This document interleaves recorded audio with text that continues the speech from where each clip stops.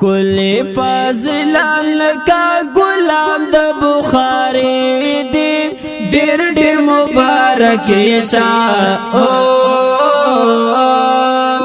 دا دارالعلوم د سبد چوک کلی زلمی دی ډیر ډیر مبارک شاه کلی فاضلان لکا غلام د بخاری دی ډیر ډیر مبارک شاه دا دارالعلوم د سبد چوک کلی زلمی دی ډیر ډیر مبارک شاه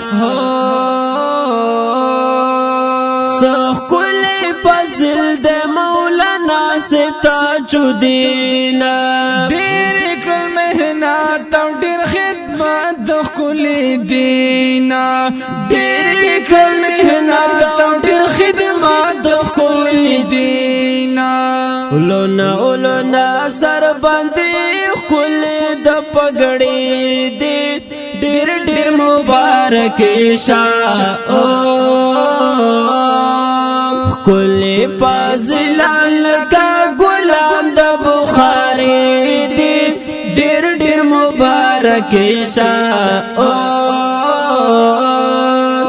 دا دارالعلوم د سبد چوک کلی زلمی دی ډیر ډیر مبارک شاه سخ کلی علم دی سید متع الله صاحب ډیر کوم فخرنا په مولوی احسان الله صاحب ډیر کوم فخرنا په مولوی احسان الله صاحب نن ورته راوړم سره ګلونه ضروري دي ډیر ډیر مبارک شاه کلی فاضلان لکا غلام د بخاری دی ډیر ډیر مبارک شاه دا دارالعلوم د سبد چوک کلی زلمی دی ډیر ډیر مبارک شاه سلسله تبریک شاه مولانا ثناء الله تا خلق ډیر خوشحال دي هم مولوی حفظ الله تا خلق ډیر خوشحال دي هم مولوی حفظ الله تا خې کګا وګ پګړې چې پتن دی ډیر ډیر مبارک شاه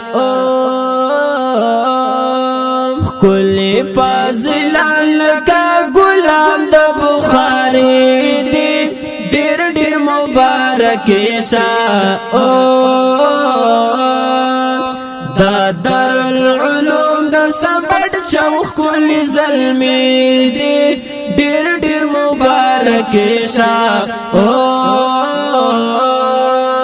دای محتمم شیخ الحدیث سمع الله صاحب ډیر د قدر دان مولانا سید رحمت شاه صاحب ډیر د قدر دان مولانا سید رحمت شاه صاحب کلی استادان دی پر اختیالوی هسته دی ډیر ډیر مبارک شاه مفتی ابو بکر صاحب ډیر دی محنتونا هم مفتی عثمان صاحب بسیار برکتونا هم مفتی عثمان صاحب بسیار برکتونا واړه استادان مو ډیر به حدا اخلاق دی ډیر ډیر مبارک شاه کلی فاضلان لکا غلام د بخاری دی ډیر ډیر مبارک شاه دا دارالعلوم د سبد چوک کلی زلمی دی ډیر ډیر مبارک شه مفتی عاصم اشرف صاحب لري ډېر کمالونه ولیکل همدرد شفیع الله پردا شعرونه